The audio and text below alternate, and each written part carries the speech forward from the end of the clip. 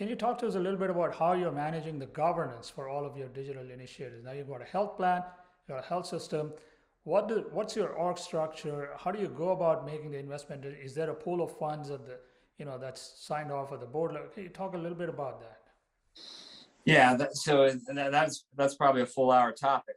In terms of, I spent a lot of time on that early in the process, right? Because the governance, especially across our digital programs, as I described, was a little all over the map, and there wasn't good correlation between the financial investment and to results, and whether those results were achieved with that financial investment, and then how that investment got added was kind of ad hoc. Somebody came up with a good idea, and you'd get some money, or somebody came up with another. It wasn't really well structured or governed from that standpoint. So I spent a lot of time, besides inventorying and consolidating, rationalizing, it was also around figuring out what are the right governance teams, and finding the right senior leaders that should be part of, we call it the G9, but it's the top 9 leaders that are engaged in approving both funds as well as prioritization.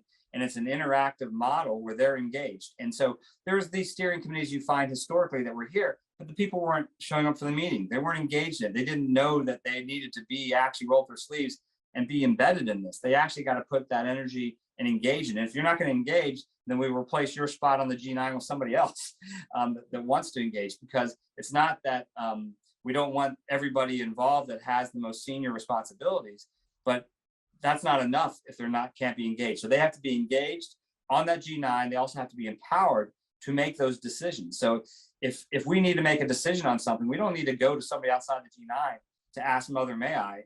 These guys make the decision. So that's at the top governance piece. Below that, my chief digital officer created a chief, we'll say a chief digital steering or execution team that's made up of people from IT, from the digital team, from every operational area that's out there. So part of this also was going to the senior leaders on the G9 and saying, hey, listen, I need a strategic person that knows your business. I need an operational person that knows your business in and out. And they have to be empowered to be able to engage anywhere and help shape the things that have to be done in that area, whether it's around their strategies or where they're heading, or whether it's operational re-engineering that needs to occur.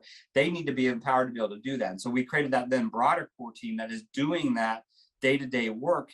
And like I said, we executed on creating that prioritized portfolio.